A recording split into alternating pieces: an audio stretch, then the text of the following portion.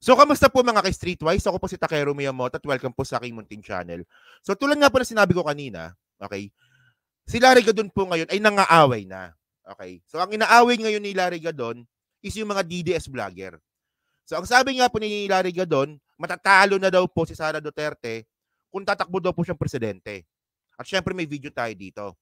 Yun nga lang kasi mga kababayan, no? Ito nabalita to kahapon eh. Kahapon nga, okay?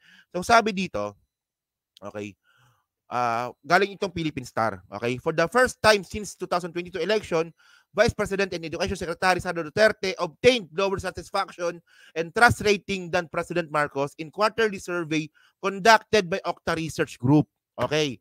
So ngayon mga kababayan, sa latest survey po kasi ngayon ng Okta Research, mas mataas na po si PBBM. So ibig sabihin nun mga kababayan, kumakapit po yung mga ginagawa natin na pagsiwalat po ng katotohanan regarding po kay Sara Duterte.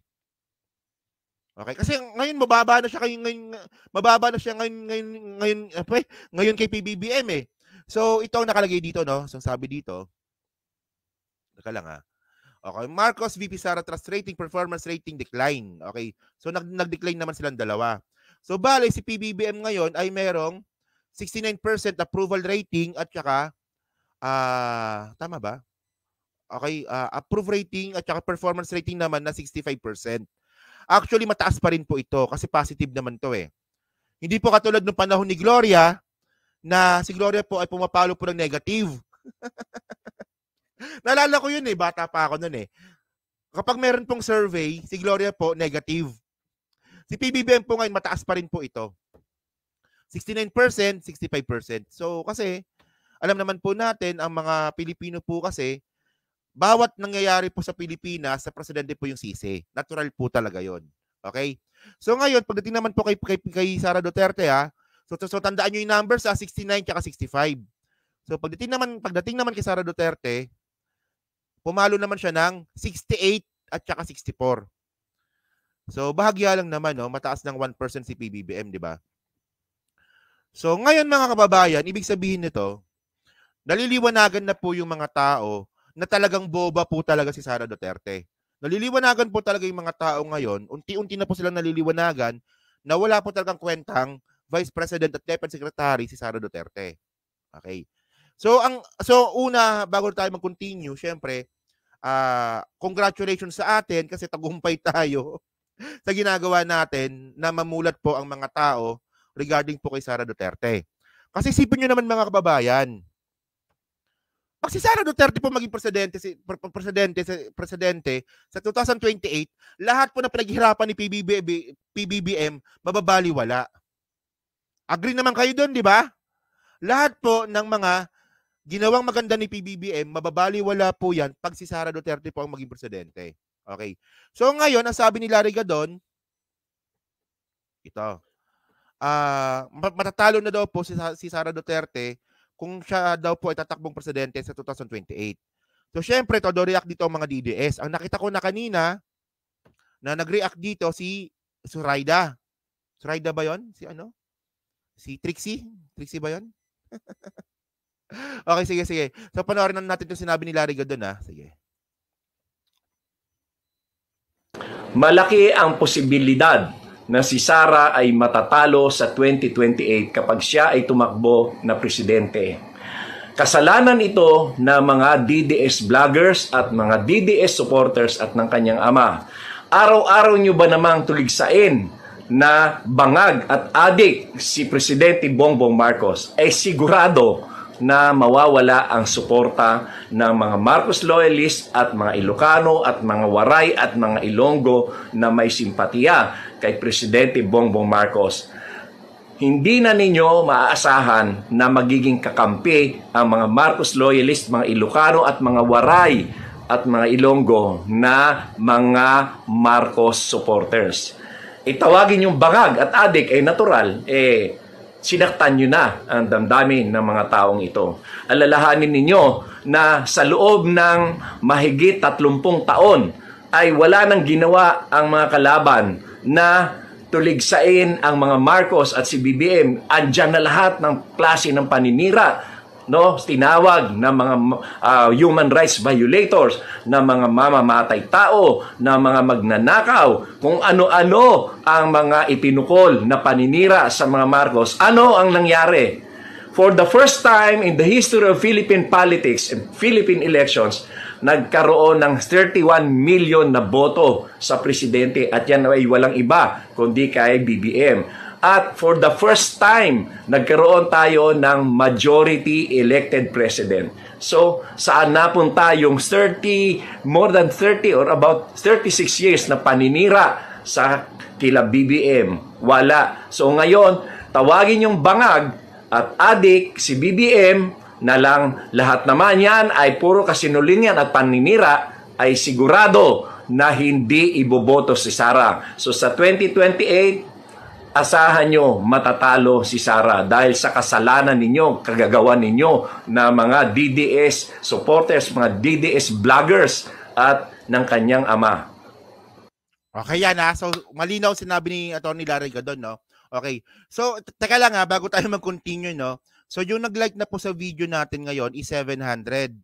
Okay, no? So ang labo naman na 200 lang yung sa counter. So sa hindi pa po nakakapag-like, para sigurado po tayo, palike na lang po ng video po na to. Okay? Kasi mukhang may problema talaga yung YouTube. 700 na, 720 something na yung nagla-like eh. Okay? So ngayon mga kababayan, ito na. Okay? Actually, apparently, tama naman si Gadon. Apparently. Tandaan nyo, sinabi ko, apparently.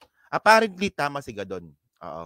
Kasi dahil naman sa paninira talaga ng mga DDS, talagang matatalo talaga si Sara Duterte dito. Kasi hindi na po kasi constructive criticism ang ginagawa ng mga DDS ngayon. Paninira na po talaga. Okay? Apparently, tama siya doon. Okay? Pero mga kababayan, kasi ang punto natin dito, saan ba nanggagaling yung paninira? Yung paninira po kasi mga kababayan, secondary lang po na ito po ay nanggaling sa mga DDS vlogger. Ang paninira po ay nanggagaling mismo kay Digong. Diba? Nanggaling mismo kay Digong yung paninira.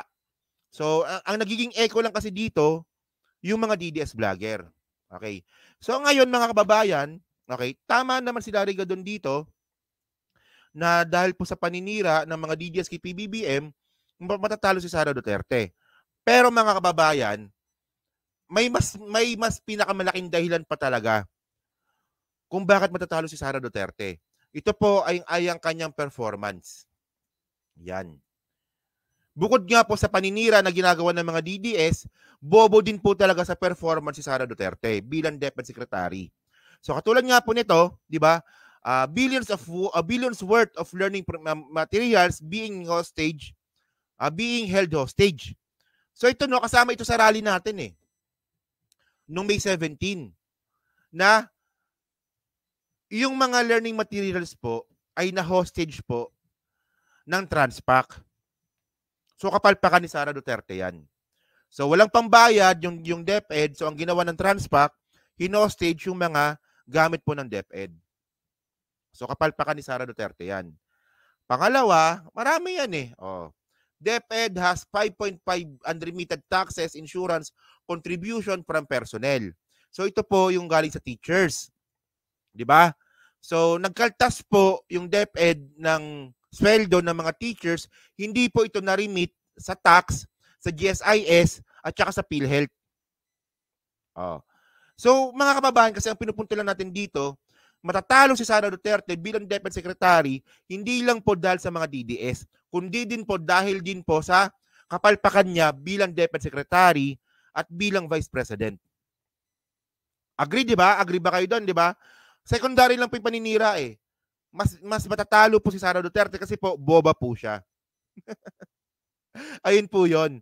Tapos, meron pa yan, 19,000 go student. Alam na natin to eh. Lawmaker questions BP Sara for defending Kibuloy amid accusations. Isipin nyo mga kababayan, DepEd Secretary ka.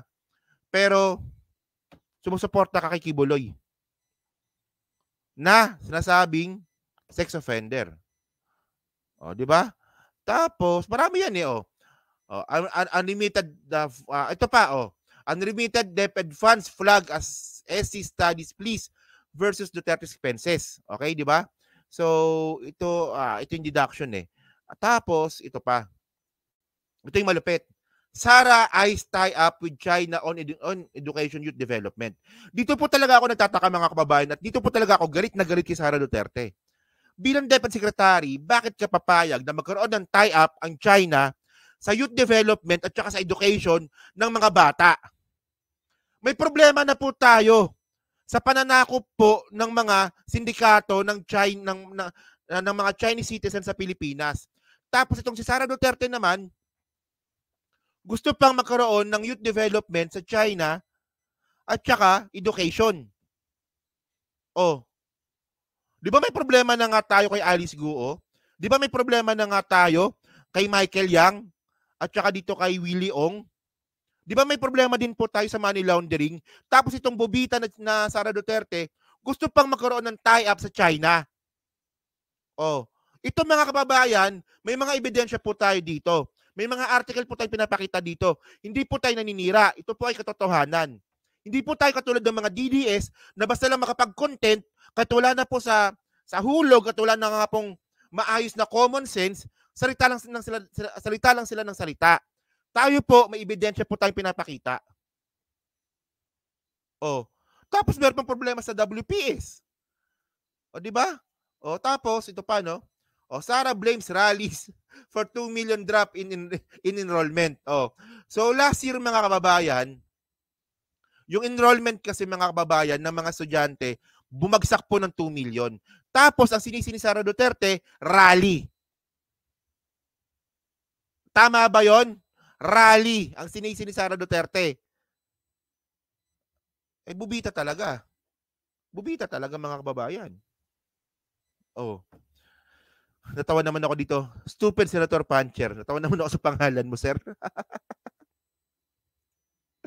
O, di ba mga kababayan? So, yun mga ka-streetwise, no?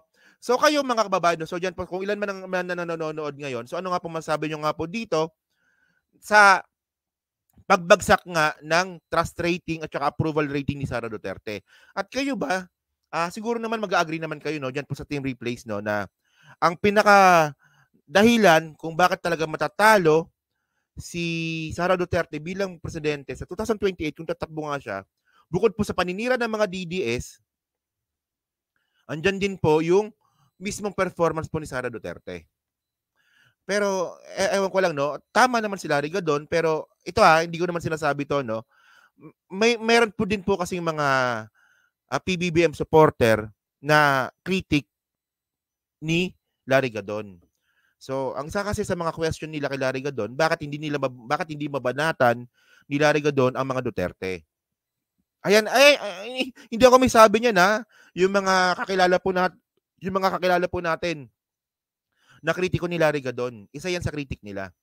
So, yan nga, di ba? Pero dito, nabanggit niya naman dito mga DDS, pero hindi naman rekta kay Duterte at saka kay Sara. So, ayan, nagiging fair tayo, ha. Ayan lang naman yung napapansin natin dito. 'Di ba? Okay. So, yun mga kababayan, pero mga kababayan, hindi natin dinidisregard yung ginawa ni Larry Gadon kasi tama naman po yung ginawa ni Larry Gadon dito. Na at least mga kababayan, may inis ngayon, 'di ba? May inis po ngayon, 'di ba? Ayan si Mami Peng, Ayan si Mami Peng, 'di ba? May inis ngayon itong mga DDS vlogger. Actually, nakita ko na kanina na nag-content si Trixie regarding dito sa statement nga po nila ni Larry Gadon. Di ba? So, yan mga kababayan. So, dyan po sa Team Replays, ano nga po masabi nyo nga po dito. So, pa-comment lang po sa baba at binabasa ko pong lahat yan.